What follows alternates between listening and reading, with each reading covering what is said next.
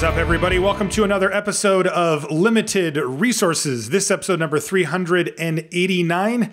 My name is Marshall. I'm one of your Limited Resources. And joining me on the line all the way from somehow snowy Denver, Colorado, it's Luis Scott-Vargas. Luis, how are you?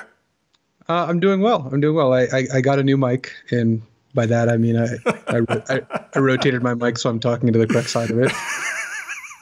We just spent like 15 minutes getting everything sorted, and we came to some simple conclusions. Of course, after picking this mic from, which was this number 1, 2, or 3 from last week? This was number 3, I think. All right. We've that was too good, by the way. We've got a full show for you here with a few different topics lined up. We've got a kind of a check-in on Amonkhet for some of the things that we didn't have time for last week. And then we've got a more level up topic as well lined up for you. Before we get into all that, of course, I want to mention our sponsor, channelfireball.com. They are the place to go on the internet for everything you need Magic related. You can get awesome free content, including some pretty new stuff. Luis, you've been making a few videos. We touched on it last week, but the YouTube channel's got some pretty cool new content on it. Yeah, we've been doing some more vlog style videos that have been pretty fun. Just kind of like short 5 to 10 minute topics, let you kind of ruminate on whatever it is sounds good. And both myself and Paulo have been doing them, but we're going to expand that roster. And they have been, I think, a pretty good balance of fun and informative. Yeah, these are cool, just little tidbits of information. And I mean, it seems like people really like them, though. So I think we can look forward to seeing more of that. Of course, you also get all the other free content on there, including articles and videos by some of the best Magic players in the world, all with the goal of helping you improve at Magic, just like we try to do on this show right here. And while you're there, you can get everything you need from Amonkhet. You can get everything you need, period. You can get limited resources, sleeves, and deck boxes. If you're in the market for some supplies, if you need singles, they're going to have it. They get it shipped out to you quickly. They take care of their customers, and that's just a few of the reasons why we love channelfireball.com. Please check them out. Also, you can support the show directly via the Patreon. It's very easy. Patreon.com/limited resources, and boom, you can pick how much you want. There's no restrictions on it. Like you don't have to like say, well, I'll do it for 3 months or 6 months. It's just, you can turn it off and on or change the amounts anytime you want. And you get some pretty cool perks, including Luis, questions of the week. This one comes from Gabriel, who says, hey, y'all. Firstly, thanks for doing the podcast. You're welcome, Gabriel. I've been listening weekly for years now, and it's been a hoot the whole way through. Thanks. We appreciate that. He says, yeah, hoot. He says, now my question. I play Magic on a significant budget. I see what you mean by that. Significantly limited budget is what Gabriel means here. I would assume so, yes. Yeah, and as I'm still in high school, he says, I'm only able to work part-time. Because of this, when I draft on Magic Online, I sometimes have to balance my picks between a card that would be the best for my deck and a card that would worth a decent amount of tickets, as I often need those tickets in order to start another draft. Do you have any tips as to how to manage this? I think this is something that a lot of people face. Even if you're just not on like a super tough budget, but you just want to be budget conscious or value minded about, doing your drafts and things like this. This is stuff that comes up all the time, Luis. You open up a money rare, but there's a really good like uncommon or something like that for your deck. How do you go about that? I know for you don't do that. I tend to not do it much either because, we're in it for different reasons, testing for the Pro Tour in your case and testing to commentate the Pro Tour in mine. But how would you approach it? I think the threshold is something like around 2 tickets. Anything that's worth like 2 tickets or more, you should probably take, even if you're not going to play it. But I mean, it depends. Like Glorybringer, is going to add enough win shares to your deck that you should probably take it over like some foil rare that's worth a little bit more. But for the most part, anything that's a couple tickets, just snipe it. It's just one pick. You'll be fine. But I mean, that is the thing that you're doing in your head, right? Is you're saying, what's the expected value on the card that I want to take for my deck versus the actual value I know I'll get? Because like you said, a Glorybringer could be worth more than 2 tickets in value if you win the game every time you draw it. Yeah, I think something that good is, but like an Electrify or a Gustwalker is it's relevant, but there's no way it's worth 2 tickets, right? It's not worth 1/7 of the draft entry. Right. Yeah, I don't think there's very few single cards, but that is how you should approach that, Gabriel, is you should think about it in terms of that. And I like Luis's baseline, 2 to 3 tickets. I think you just take, sell, get your value, and move on. It's hard to beat that. But do keep in mind that it does kind of change the way your deck plays out as far as testing goes, and if you're passing those, because you're getting a worse version of the deck. It is something that you have to keep in mind. Yeah, I just find it less fun. I certainly don't begrudge anyone doing it, and I still do take 20 ticket rares if I open one. But which I did, by the way, yesterday. There we go. Gideon, ship it. But for the most part, I just enjoy playing with the. I'm not gonna say the best deck I could have, because I also don't draft to have the best deck. I mostly do not. Welcome to Limited Resources, where we teach you how to get better at limited. Boo.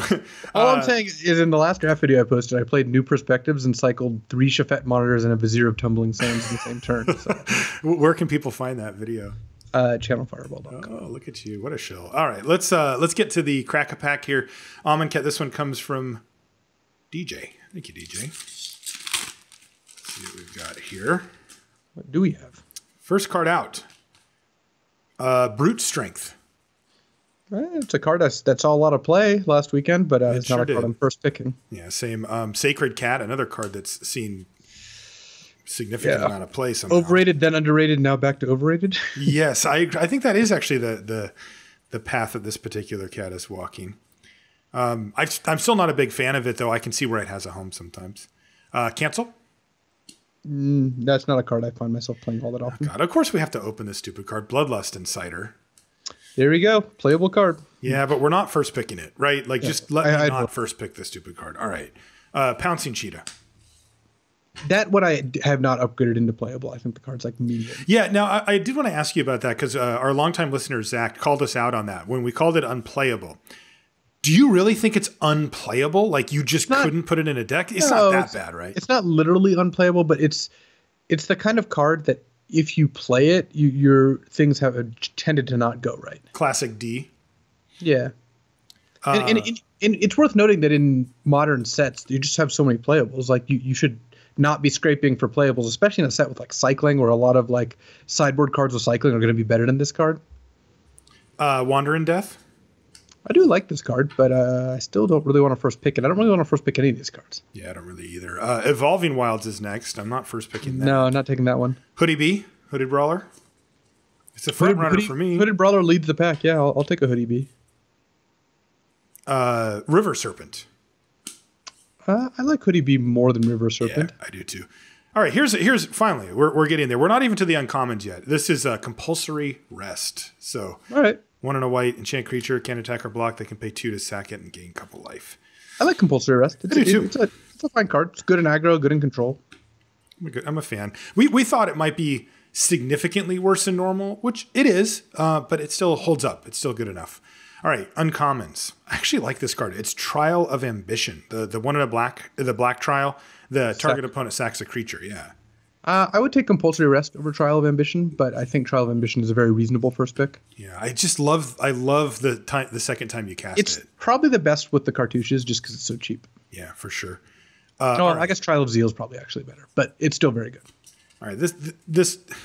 Why do they print these cards, Luis? Oh, would you just open a board or something? No. This is still uncommon. It's an Edifice of Authority. It's just a very good colorless uncommon. It makes it so hard to take cards, other cards over these ones, because you get to stay open, and it always makes the cut. It's good in basically every deck. Yeah, I would take Edifice here. I do think that. I think that card's actually still a little underrated. Yeah, but they just make such boring booster draft experiences. It's just not that good in an aggressive deck. Is part of the issue. You still play it though, don't you? Or do you I would imagine so. Yeah. Yeah. I like this card a lot, but I'm not taking it over Edifice. It's Spring to Mind. So 2 and a green, get a land, and then 4 blue. Draw 2. Yeah, it's a solid card. Not better than Edifice, not better than Compulsory Rest or Trial of Ambition. All right, the rare slot. What if I told you it's red and has GLOR as the first 4 letters? It's a mythic rare called Glorious End. That is correct. And I'm going to go with Edifice of Authority for this pack, followed by Compulsory Rest, followed by Trial of Ambition. Yeah, I think so too. And then Hoodie B is the next one after that. Yep. But yeah, Edifice is just too good to keep you open. Glorious End, unfortunately, Unplayable. Okay, so there's our Crack-A-Pack. Let's get into our main topics here. We wanted to do a quick touch-in with Amonkhet. Again, a couple of things that we didn't get to talk about last week and that people have been asking us about, especially after having watched the Pro Tour drafts and some of the decks that we saw. Not all of them, but some of them. Luis, let's talk about these hyper-aggressive decks. The two that jump to mind are the blue-white, which I know that sounds kind of weird, but we saw Christian Calcano draft that and a few other pros, kind of centered around Slitherblade somehow. And then the other one would be red-white, which again tries to draft. Basically, it's like if you laid out all the commons in the set, let's say, and just looked at the ones that cost 1 mana, you just take all of those. it's just like anything that costs 1 mana, you want it. Slitherblades. Yeah. So what do you make of these decks? Because people definitely had success with them at the PT. I don't know how they did overall, but we definitely saw people winning with them.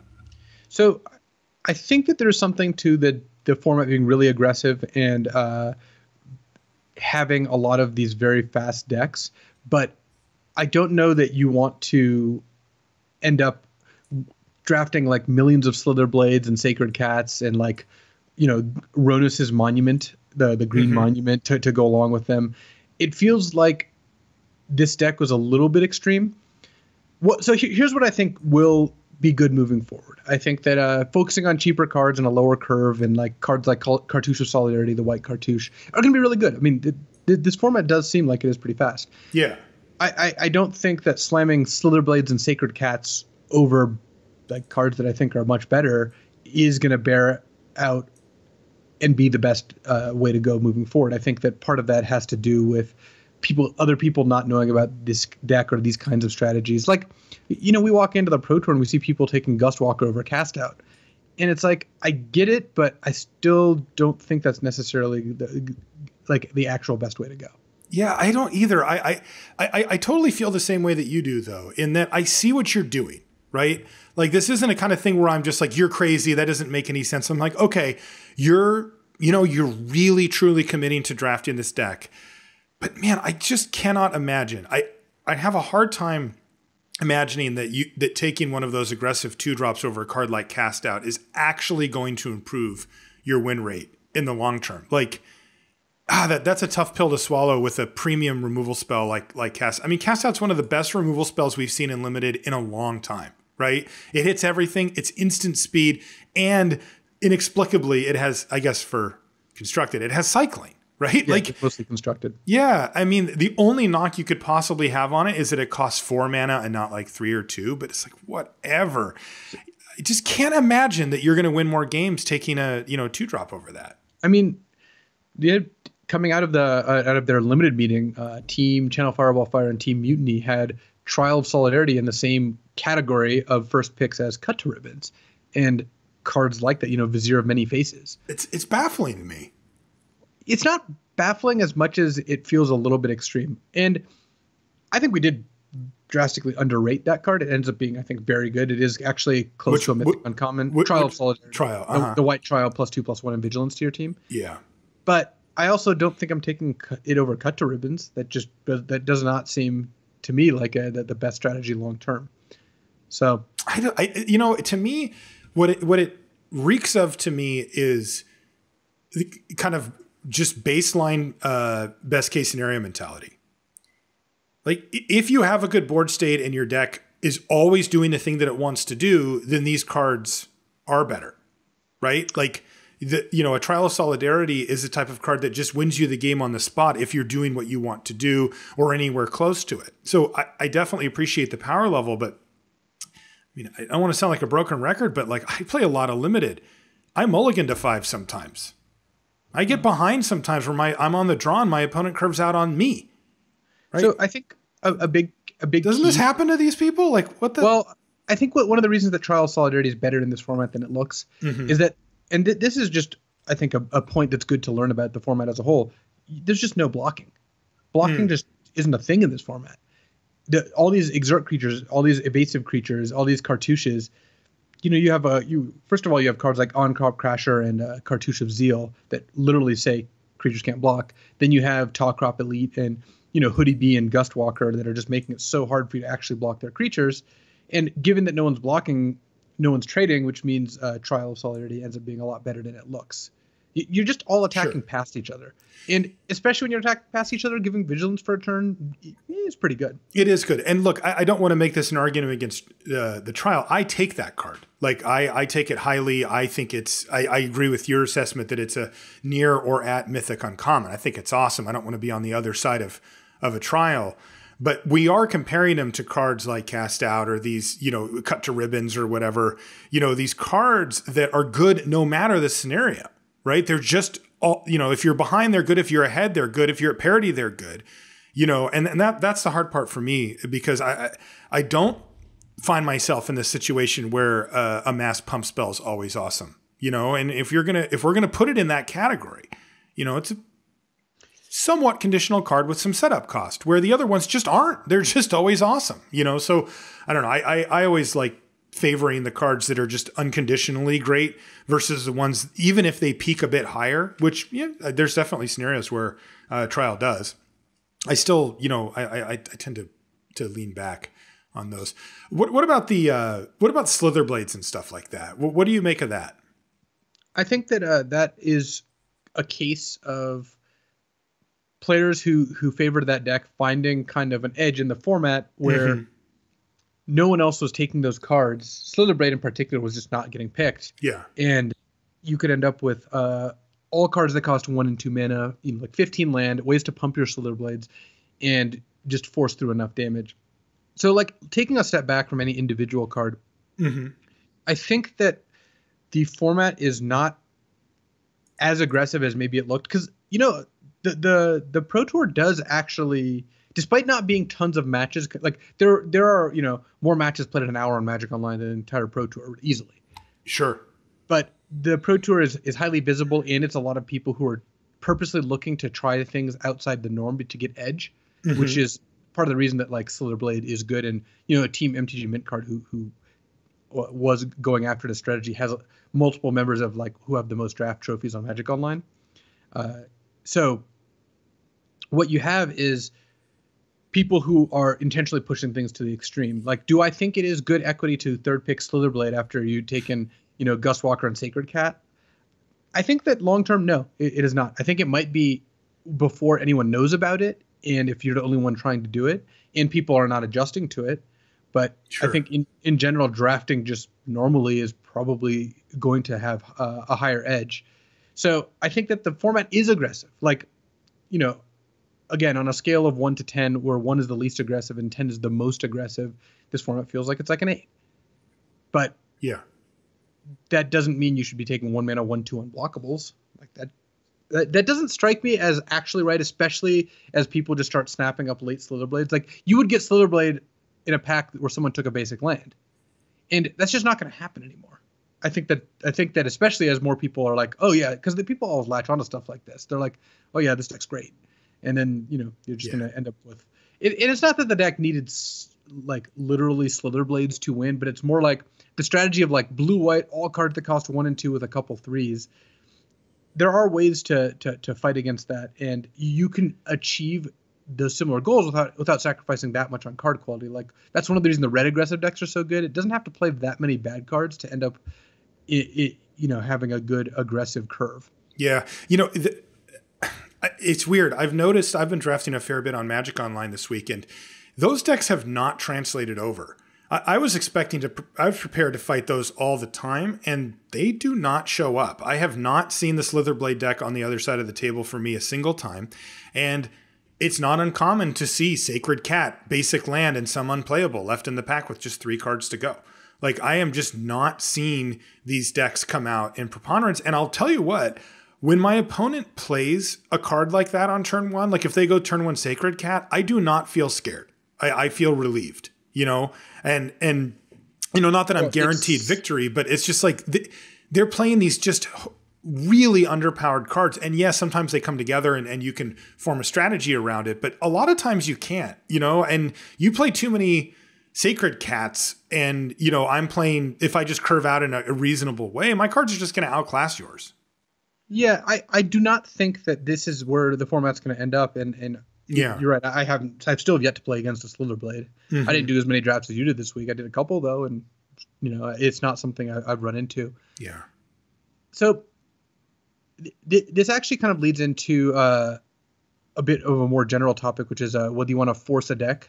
Because it did seem like the pros were doing that, didn't it? Yeah, we watched Li Shiqian draft on the draft viewer, and he was definitely forcing this deck. Like, he was taking Cartouche of Solidarity over other random good common second pick. He was keeping track of Slither Blades, and when 2 wheeled, he just moved into blue-white, abandoning some red cards.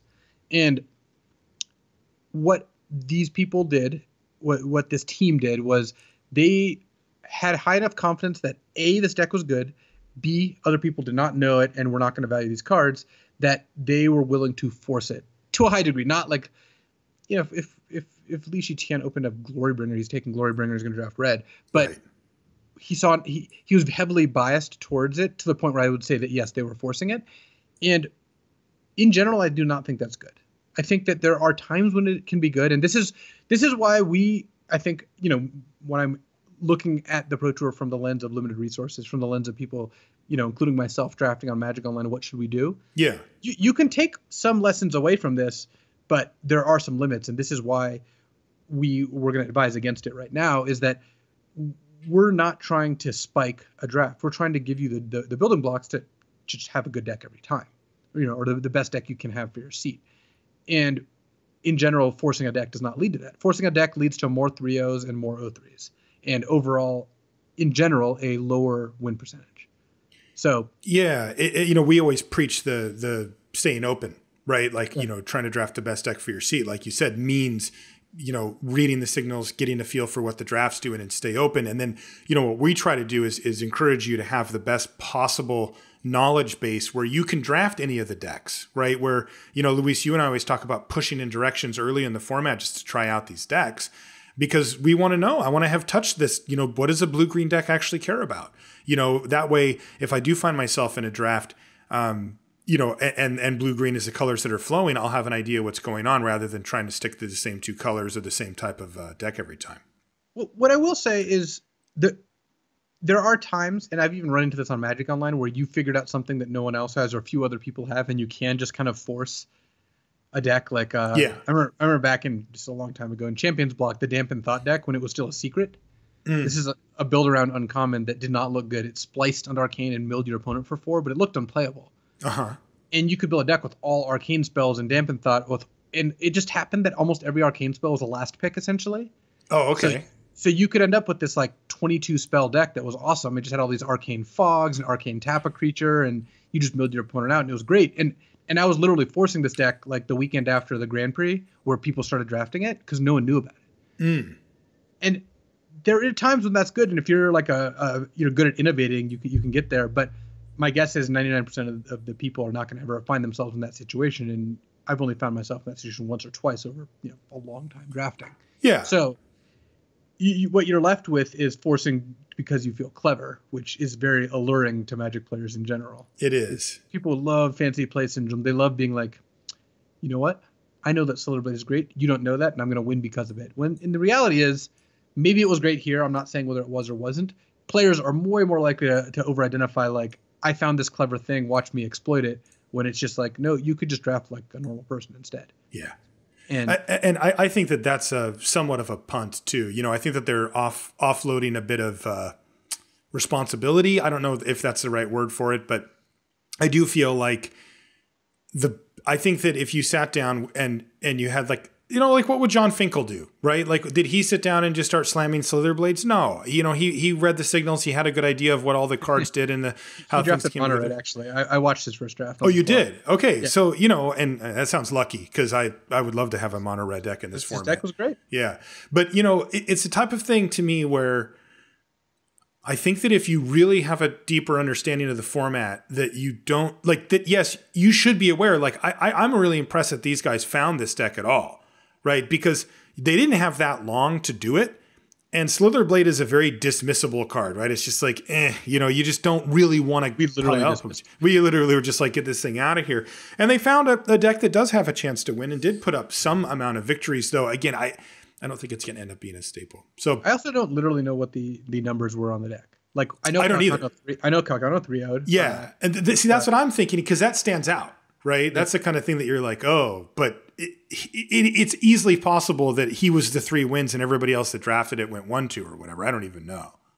Yeah, again, I don't think it's that good of a deck, but well, what I think is to summarize this, the format is very aggressive, and focusing on 1 and 2 mana cards is a good strategy. You should generally take cheaper cards over expensive cards. And the lack of blocking. Yeah. That basically blocking is very, very difficult. So take cards that are slanted aggressive and don't rely on blocking to hold your defenses up. People love trying to exploit draft and find loopholes. People just want to get free wins. They don't want to work for their own. Yes, they totally do. and when you find strategies like this, you're like, yes, I can do it. So this is not taking away from this strategy in particular. This is just warning against pigeonholing on or focusing in on strategies like this. And in general, forcing decks is not a good idea, but being aware of what is globally undervalued is a good idea. And if aggro is globally undervalued, you could, by just people in general, you can draft a lower to the ground deck and have a good deck. Draft is a metagame. It is self-correcting.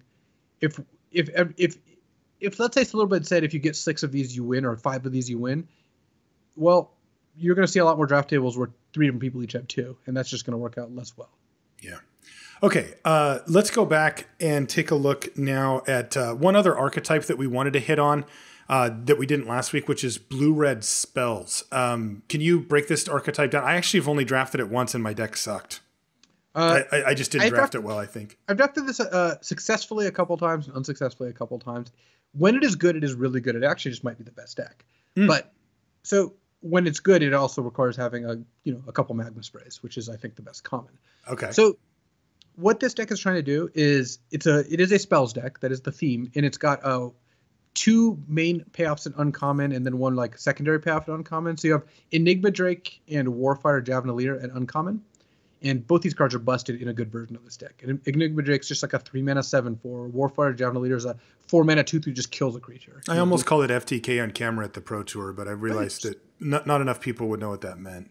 Right.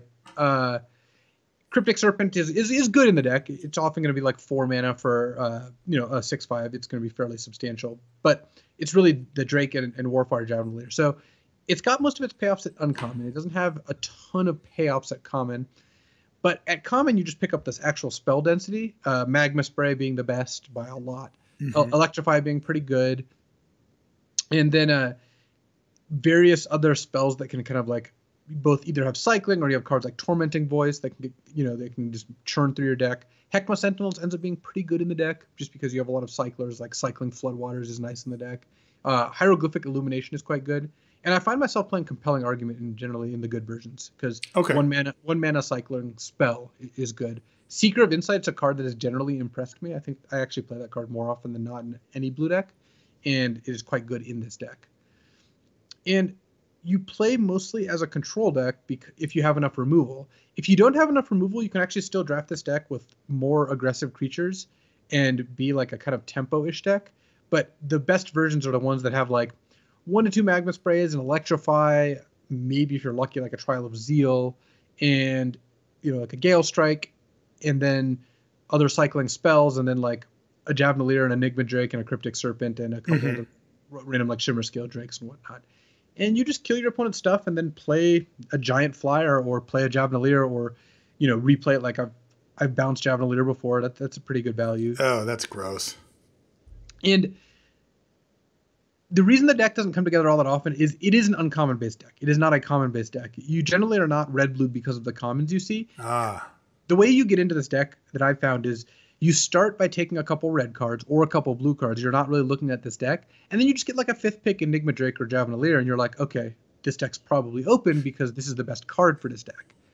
And, no one to your right took it. And then once you take that, you can just kind of lean into it. Because if you have like 2 of the uncommon payoffs, it's not like your cards don't do anything by themselves. You just want a little bit more value out of them. So you want like 2 of the uncommon payoffs. Once you get that, the deck can be pretty good. How much risk do you think you take when you if you're like, okay, I'm kind of, I've got a few good red cards. I've got like one decent blue card and a good white card. Like I've got a Gus Walker and then some other decent blue card, but then you see that Enigma Drake and you take it. Are you worried at that point? Like, are you like, if this doesn't go right, I could really screw up my draft? Like, is it the type of deck that you can almost get there on, but then miss still? It's hard to miss too hard, like by too much, because basically the easiest way to miss is to not have enough payoffs. Like let's say in this situation, you took this Enigma Drake. Yeah. But then the whole rest of the draft, you don't see another Drake or a Cryptic Serpent or a Warfire Javelinator. You kind of end up like a blue-red-ish control deck that just doesn't have enough finishers. You're trying to River Serpent your opponent's death. And that can work. It's but not the worst, I guess. But it's just not great. I've found it hard to... I've never missed on the spell direction. Like once I have like 2 Drakes and a Javelinator, like I can just pick up enough Floodwaters and then Compelling Arguments and even just crappy like pursue glories and whatnot, like random red spells that have cycling 2 still are fine. Yeah. So, by the way, I've seen the end of those games comes very swiftly as well, especially with the Enigma Drakes. They get huge on them. I mean, you can just kill them in 2 turns. Yeah, insult to injury with Enigma Drake is a nice one. I've had that happen. Just attack right. 20. You got me down to 1 turn. Yeah. All right. Well, that's a deck. Look for those payoffs. That's the key takeaway from that. Pretty simple deck to draft. Like you want just basically like 1 mana cyclers, spells that do things, Enigma Drake and Warfire Javelinator. It just doesn't come together all that often because again, it's based on uncommons, but it's a pretty sweet deck when it does. Yeah, I like that deck. I really like Enigma Drake, by the way, these days. Owen drafted a few of those in the Team Draft Super League, which by the way started. It is up. You can catch it on YouTube. In fact, I'll put a link in the show notes for that, and we'll be doing it next week. I did the commentary with Ben for the intro, and I kind of wound him up and set him free. So you got a good chance to hear a lot of what Ben thought about Team Draft in general, and then some cool matches. It was Peach Garden Oath versus Team Madison last week. So, and then next week it's you guys versus the Scottsdale Foundation, right? That is correct. Yeah, so that'll be a sweet one. If you want to watch Luis Team Draft, he is going to be the featured drafter, I'm pretty sure, and you can watch that next week. Okay, let's get to our other main topic. This is a level up it's actually one of the questions we get sometimes, Luis, is what are your level up moments? What are the moments for you guys that really helped you, up your game? And I remembered one relatively recently that I thought was well worth talking about on the podcast. It actually happened to me while I was playing poker, but it transferred directly to Magic. And it was the moment that I realized that hardship equaled opportunity. And what I meant by that is that going through something tough in a game is actually a huge opportunity for you to scoop up a bunch of equity. So I'm going to walk you through it, and Luis, feel free to jump in anytime with anything you have to. So the way I think about it is like if you imagine everybody's gaming career. So in like Luis's case, his whole Magic career, and you graphed it based on match wins or match win percentage or whatever, the bottom line was for how well somebody did at Magic. In poker, of course, it's your winnings, right? It's how well you do when you're sitting at the table. And if you could graph a successful player's career, what would that look like? Well, it would go up, right? It would start low and it would gradually go up over time at some clip. Okay. For a good winning player, that's what would happen. Now, it could go down. I mean, if you're bad, it won't go up at all. You might even be, what we call like a consistent loser in a game, which is where you're actually losing money, or in Magic, you might not be at above 50% match win percentage, in which case, your graph would go down. But that's only if you zoom out and watch their whole entire career. If you were to go into any single stretch of time, a month, a year even, you will see huge ups and downs in a graph like that. It doesn't look like this smooth progression upwards. It goes all over the place. And there's these peaks and valleys that you kind of see when you look at these things. And what we're going to talk about today is how to navigate the valleys, the downswings, the part where things aren't going well for you. And I mean, Luis, just like as you and as an example, you're one of the most successful Magic players ever. You've got one of the most illustrious careers with one of the highest, you actually just straight up have the highest match win percentage on the Pro Tour ever, right? At one point I did. I don't think actually that's true anymore. I think it is still true. The last I heard, and it wasn't that long ago, it was, You've also had success, within the structure of tournaments, with all your top eights and a win and that kind of stuff. So every metric you have crushed at about the highest level possible. If we were to look at your graph, it would just go straight up. It would start and it would just, gradually just move your way up because you just crushed it overall.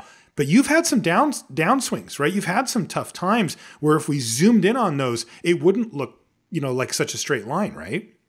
I mean, if you look at my Pro Tour top eights, I top eighted Worlds in 2011. That was the last tournament of that year. Mm-hmm. And between that and the middle of 2016, I actually didn't top eight a Pro Tour. That's 5 years or four and change, depending on like actual months, right? But like, sure, that's a pretty long time. Like in terms of that's a lot of people's whole career. Yeah, and every single player has. Like you said, peaks and valleys. The peaks are a lot more fun. I can tell you that much. But figuring out what you're going to do when you're losing is pretty important. I know I've had this conversation with someone who has even more top eights than I do. Paulo Vitor Damarosa has like 11 Pro Tour top eights. Kind of nonsense. But both he and I were silver at the end of one pro season, and we started the season platinum, and we did not have good years. And at the end of it, it wasn't just us saying how unlucky we got. It was more us trying to figure out what we did wrong and what we were going to do about it, and how we were going to change our approach and whether we should change our approach. And to some degree, it's like we shouldn't. We were actually doing the right things, and we weren't winning, but that can happen. And some, it's like we should, and we figure out things we should change. And it's more, without getting into the specifics, because that doesn't really matter for our listeners at this point.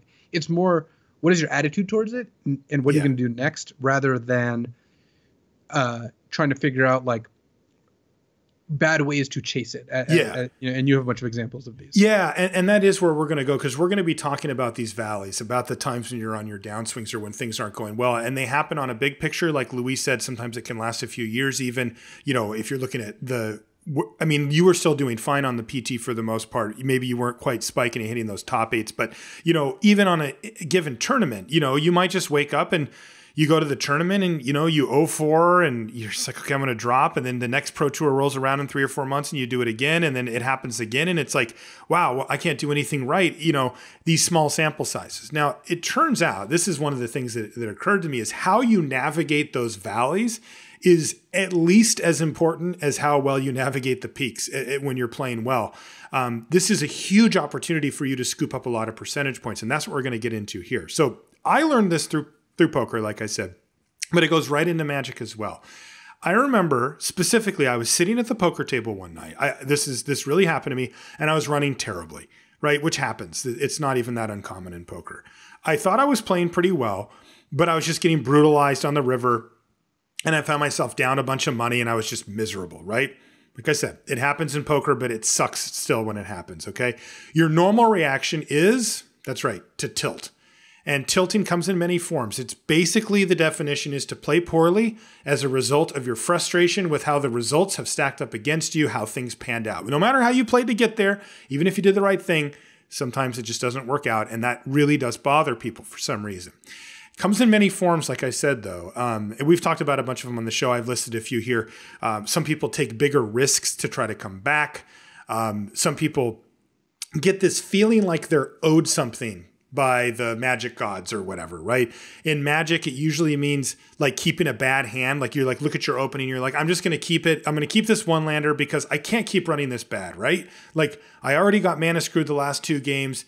And I'm going to keep this one lander because, you have this feeling like it shouldn't keep happening to me, even though it, objectively you just would mulligan a one lander normally. But here you're like, I can't miss my land drop again. Right. And then it's like, well, yeah, you totally can. I actually have a funny example from, not even from Magic, from where I used to play competitive Street Fighter. Oh yeah. Good. That sounds like a very tilting game, by the way. Oh, extremely. And people who are less experienced, you could see this all the time. Someone lands like a big combo on them, right? And it takes a third, a half of their life. The natural reaction, and you saw this over and over, was to that person who just got hit a bunch to start playing really aggressively. Just go back after him. Yeah, immediately jump in to try to get theirs back. And just like people who are good obviously just knew that and just exploited it. And you lost so much more when you did that. Yeah, and that is a big part of it. it's like in Magic, if you get blown out, immediately your instinct is to attack with everything. And yeah. that's not really how it works. That is how you think, right? Other forms of tilt are losing focus or switching your focus to things that don't really matter or that you can't control. Like the order that cards come into your hand, or, something that your opponent does that just doesn't matter. Sometimes people just stop caring. They're just like, I'm off it. I don't care anymore. Screw this. And they just start playing sloppy or not paying as much attention. In poker, sometimes people play too long. Like the way I play is a cash game. You can leave whenever you want. If you're playing bad, it makes sense that you should probably leave. But people are like, no, I'm going to get my money back. I'm going to fight this through or whatever. Or they'll go up in stakes to try to make up the money. In Magic, it might mean, like, Luis, the rage draft. Oh, yeah. Right? The bad idea draft is just... like, oh, yeah. Everybody's done it, especially on Magic Online when it's one button click away. But, you have a great deck. You get mana screwed in your first round. You're out and you just like, I'm getting back in. We're doing this again, even though you're obviously not in your best mental state, right? You're angry. Like you're literally mad and you're just like, oh, I'm going to jump back in. These are the type of things that you'll see people do. And for each player, it'll manifest itself in different ways. The tilt will, and it'll usually be combinations of these. But everybody I've ever met has been prone to tilt at some point. Some people are naturally more chill and reserved, but everybody hits a point where it affects the way that they play. For me, go ahead. I was just going to say, people all tilt differently, but when you look at the players who win a lot, look at the players who are the best, they share one thing in common, which is that their threshold at which they start tilting is pretty high. Yeah. Like they are much more resistant to it. They certainly still do it. I myself included, yourself included, like these things still happen, but it's hard to become an elite player if you tilt easily. It is. I mean, it really is. There are some notable exceptions, like let's just not name names, but you really don't get there very often if you tilt at the drop of a hat, because how could you? Yeah. Everyone just goes 0-4 sometimes. Yeah, totally. And this is what I mentioned too when I said that navigating the valleys is at least, if not more important than navigating the peaks. And this is what I'm talking about, is that these things happen to everybody. But I'll tell you what, on the hot streak I've ever had in poker, I won X dollars. But I'll tell you what, when I was tilting, like before I really could control this better, you can lose so much more quickly. And it's similar in Magic. When you're playing and running really well, you might win the tournament. But if you're tilting and you come into a tournament tilting, you can lose 7 tournaments. You can do terribly at 7 tournaments in a row because of it, easily. Like the downside is much, much lower than the upside is on playing well. So this is, super, super important. Well, so you also need to be able to win a tournament, even if you lose 2 rounds in a row. Yeah. Because totally. I know people who, when they lose like 2 rounds in a row, they just like go on tilt. And it's like, if you're cutting out of your, the possibility grid of your results, success at any tournament where you lose rounds 4 and 5, like you're just not going to win very many tournaments. Right. And it's always like that too. The people that do well in the tournaments always say, like, there was a point where I didn't think that I was going to win this, or I was going to give up, and I just didn't, and then things turned around or whatever. You have to give yourself that opportunity. When he started 0-2. That's absurd. That is just completely absurd. There are people who start 0-2 and just that it's like going to the tournament, their win percentage was like 62%. They lose round 1, it's still like pretty close. They lose round 2, all of a sudden they drop to 57% because they just lost 5% because they're just like playing worse. Yeah, and letting that happen. You just can't be that person. Right. So for me, the big level up happened when I was running bad at this casino. I'm looking around and I looked at the other players in the game, and I started looking at each one of the players in the game. And I just thought to myself, the first one I looked at was this total tilt box that played in the game. I mean, this guy just was a rage machine. Like, he was angry when he was running well. When he had anything bad happen, he just went off the handle. And I looked at this guy and I thought to myself, how would he handle what just happened to me? Right? I played well, I had good hands, and I just got very unlucky a couple of times when it was completely out of my control, right? I did everything that I'm supposed to do, and I will do again, and I would do again, and it just didn't work out. That's how it goes sometimes, right? And I think this guy's going to spew off 4 buy-ins, and he's going to go home. And I'm thinking to myself, well, how do I compare to that? Kick his dog too on the way in. He might. Like, he had a dog. There's a decent chance. And so I'm just looking at it to myself and I'm thinking, well, what am I going to do? And then I looked at the person sitting next to him, and I'm like, well, what would this guy do? I'm like, oh, that guy, I've seen him go off pretty good too, where he just starts playing really poorly. And I went around the entire table and I thought, well, what are each of these players going to do? And they're all kind of on different, different points in the spectrum on how badly I thought they might handle the luck that I had. And then I got to me, and I'm like, well, how does this affect me? Like, why do I really care about what these people are doing? I don't get the money that I just lost back just because they're going to play bad. But then I realized that if I overcame this or opted out of this mindset and decided to play better or stop playing or do whatever I needed to do to mitigate the situation that I was in mentally, I actually could do better than them. Because if I sat at that table for 20 years straight with the same players, and every time this scenario happened where I ran bad for 3 hands in a row or whatever, or 3 all-ins in a row, and I just spewed off 4 buy-ins, but everybody else did too, then we're all even. But if I'm the one who doesn't, if I say, guys, I've had enough, I'm going to take off, or if I go for a quick walk or just get myself calmed down, or I'm just better at handling it, then I'm going to end up being a huge winner in that game compared to the other players because I'm scooping up edge. I am absolutely grabbing equity that they are leaving on the table. And that is the name of the game, right? The thing that's weird is that we think of getting edge as far as I want to win more, right? Like if you've ever heard the phrase a penny saved is a penny earned, that's reversing a simple viewpoint on it's not just about how much money you earn, it's about how much you save, right? They're the same thing. The net is that you're up 1 penny at the end of the transaction, whether you save it or you go earn it. And this is kind of like that, right? If you prevent yourself from spewing off a bunch of equity, you've effectively earned that equity back. And this is a huge opportunity for that. So when I had that, I had a mentality shift. And this was a really big thing for me, which is I looked at this like, this is a chance for me to show that I'm better at this game than these players. Now, the weird part is it's often through inaction, right? It's not like a sport where I can be like, all right, I'm going to get back in there and I'm going to fight harder and I'm going to scrap my way back. This could have been me saying, I don't want to, but I'm going to pick up my chips and I'm going to go home. And I'm going to come back tomorrow when everything's chill and I'm going to be playing my A game and I'm going to come back. Or, like I said, any of the other things that I could do. But you know what? Every time my opponents don't do that, I make money. And every time I do that, I make money. And in Magic, it's the exact same thing. Every single time you look at a tournament as a whole, somebody loses like rounds 4 and 5, like Luis said, and then they just go off the handle. Everybody else in the tournament goes up a little bit in equity, right? And from my perspective, I never want to be the one to just shed that off because of something that I could control, right? Look, I try hard to be the best Magic player that I can be, but I'm not that great, right? But this is something that I can actually really affect in a meaningful way. And it's so weird, the mentality shift I had. I view it like it's like a war, like a battle mode when I get into that, where I sit there and I kind of cross my arms and I'm like, you know what? I know better.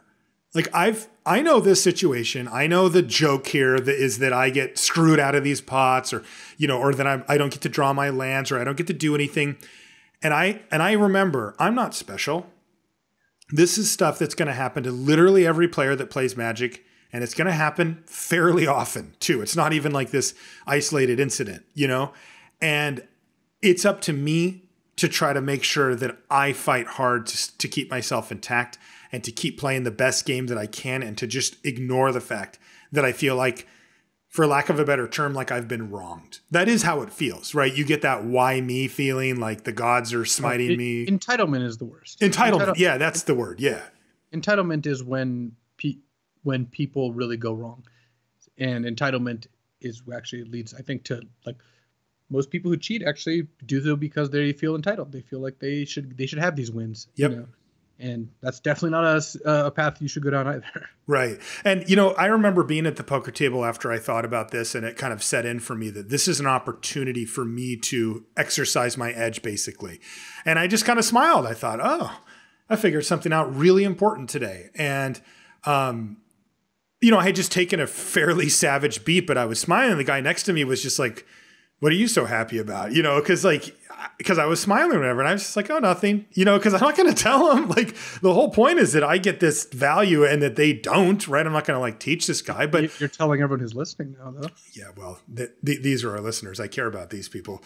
You know, and I knew the next time that I took, that he took like a savage beat like I did, I was just going to be there to scoop up all that tilt dollars. And it's the same thing in Magic. If you look around and you see people spewing off, that's equity that you can pick up. And if you're the one who's doing it, you need to get into battle mode. And you need to be able to have a really, really frustrating thing happen. And I want you to think of this. This is the hard part, right? Because it doesn't carry weight when it's simply verbal, right? If I say, Luis, I was very frustrated, that doesn't really resonate, right? Like you think, okay, well, he wasn't very happy. But remember this the next time you keep a 2-lander on the draw and don't hit your 3rd land by turn 5 and you lose. And your opponent's deck sucks and you have all these great spells in your hand if you could just cast them, right? When that happens, that's the feeling that I'm talking about. I'm not talking about, I find this mildly aggravating. I'm talking about, this sucks. My deck's better than them. I'm better than them. All I needed was 1 land and I could have won this game. And instead I'm losing to this person who I should never lose to, who's playing these terrible cards. And now, and I didn't want to lose this. This mattered to me. This was a PPTQ, right? This was a match at a GP. This was my weekly draft or whatever. That's the frustration I'm talking about, right? I'm talking about really where you're just like, you feel like, ugh, like why? And when that hits you, that's when you need to be like, this happens to literally everybody in this room and all of us millions of Magic players. And if you can dial in and say, I'm not going to let this get me, right? I am going to now use this as an opportunity to exercise my edge. I'm not going to be like everybody else who's just going to be like, sure, fine, I keep whatever. Land go. Oh, I missed my land again. Discard. Of course I missed my land again. This sucks, right? How many times have you seen that person at your local shop, right? Or at a tournament? You're never ever let yourself become that person, because all they're doing is just shedding equity. I mean, it's just flying away. And if you cannot do that, you are adding percentage points to your win. Like I said, it's not just about doing the things that help you win actively. It's about also preventing yourself from losing in spots where you shouldn't. And to me, that was a level up moment, again, that I carried over to Magic. I kind of had it sorted out already when I came in, but man, I'm glad I did, because Magic is every bit as frustrating. Any game with randomness in it like this just leads to these situations where I think you summed it up perfectly, Luis. You feel entitled, and that's just a bad spot to be if you're trying to be a high level gamer. Yeah, I completely agree. Like I said, the most telling part about all this is, again, look at the people who win a lot Magic or poker. They just don't tilt that much, because it's just, tilting is not compatible with winning. Yeah. And yeah, you got to figure out a solution. And yeah, your solution might not be the same as Marshall's or mine or what have you. The things that you do to focus don't have to be the same, but the result should be. Yeah, it should be. And, I think that it applies at all levels. It's interesting because I think that at your level, Luis, it's critical. Like, you just cannot be who you are and where you're at with the game while still being a tilt box. But I think, interestingly, that people at lower levels actually have more equity to gain, because compared to their peers, I think their peers tilt off a lot harder in general. And so the percentage points that they can go up is probably higher. For you, it's just like, it's unacceptable if you give up almost anything, because you're at such a high level of win percentage that right. That's why I don't have any mental energy like bringing a pen or a piece of paper. So I'm active. That's the key. All right, maybe on the next episode of Limited Resources. All right. Did you have anything else you wanted to throw into the mix here before we sign off, Luis? The only other thing was one of the things that manifests in a kind of funny way here is a lot of players tend to play really poorly when they're ahead and really well when they're behind, which is here. It's like the reverse. Yeah. It is kind of funny that it's the same thing though. Giving up 5 percentage points in a game you're winning is just as bad as giving up 5 percentage points in a game you're losing. It's just, either way, you want to avoid that. So I just thought it was just funny just looking at that. It is. I think I do that sometimes, sadly. All right, that is going to do it for the show this week. We do want to thank you for joining us, just like every single week. What I'm looking at getting maybe a guest for next week. I guess I'll wait in case that falls through, but we'll hopefully have a guest for next week. I want to remind you the show is brought to you by channelfireball.com. Make sure you check out their website for everything you need in Magic. They are the #1 Magic destination on the internet for free content and as well as awesome gear. I mean, you can get everything you need. It's a one-stop shop, and like I said before, they send it out to you quickly. Also, if you need to sell your cards, and believe me, you need to sell your cards. If you have a pile of draft rares that you're not doing anything with, one standard rotates, those things just plummet. You're going to have 1 or 2 cards that are worth anything. Sell them back. You can give them, you can send them, put them in a package. They'll process it quickly. They'll get you your money. And if you want store credit, you'll get a 30% bonus by sending it to Channel Fireball. You can turn that back into more booster packs. I mean, that is sweet, right? Like that is how you can keep drafting with your friends over and over, is pooling up the rares, sending them in and trading them in for credit on a box, and then you can play again. Make sure you check it out. I think people forget that too much, that selling back to the stores with those loose rares you have laying around is just a huge value. Thanks also to everybody on the Patreon for supporting the show. We certainly appreciate it. If you want to find us on social media, I am Marshall_LR, and he is LSV. Super easy to find us. We're on Twitter all the time. And then if you want to find anything related to the podcast itself, lrcast.com. Right on the front page, we've got everything: YouTube channels, Twitch streams, everything. Again, related to it. All the links are right on the front page of lrcast.com. Thank you so much for hanging out with us. We'll see you next week. So one of the most common comments I've gotten on these YouTube videos I've been doing is people noticing that I have the game Sushi Go in my background. And I want to talk a little bit about it and give you the ranking of the top 5 sushi. Sushi Go. You're doing a set review on the Sushi Go sushi? Yeah, well, see, here's the thing. It combines 2 things that I love, which is drafting and sushi. Or more specifically, drafting and food, I guess, or more generally. But it is a fun little party game. I've been playing it a lot. It's actually been my go-to game to carry to live Magic tournaments at the rare times when I go to them. But, I bought it at the pre-release to play in between rounds, and it's real good for that. Mm-hmm. Each game takes like 10 minutes. Don't you get hungry, though? You do, but that's upside, because then you go get sushi. So here's the top 5. Here's my pick order for Sushi Go. 5th, you have salmon nigiri, which is worth 2 points. And it's just straight 2 points, so it's a pretty solid pick. It's like the equivalent of drafting like an Electrify. Oh, okay. Good. Next up is sashimi, where you need to get 3 copies of it, and then it's worth 10 points. So this is more of a synergy card. So you really want to draft it if you're drafting a very heavy sashimi themed deck, because if you only get 1 or 2 copies, it doesn't do anything. So it's like drafting a build-around when you don't get there. All right. I am getting hungry. But number 3 is actually from Sushi Go Party, the expansion, but it's my favorite card. It's called Miso Soup, which is worth 3 points, which is good individually. But if anyone else drafts it, because you all draft at the same time, they're all worth 0 points. So this is this is a riskier card to draft, but it has some mind games to it. This is the bluffing card of Sushi Go. So I like Miso Soup a lot. I think it's a pretty solid pick. But do you also just like Miso Soup, or? Yes, I also just like Miso Soup. You have to read the table, though. That's critical. Okay. Number 2 is kind of boring. This is a squid nigiri. This is just worth 3 points. This is just the magma spray of Sushi Go. You just take it and it's great. And there's no real variant. It's just worth a lot of points. And of course, the best is wasabi, which is actually wasabi is the best. Wasabi is the best because what it does is it multiplies the next nigiri you take by 3x. So it's worth a ton. It's a huge synergy card.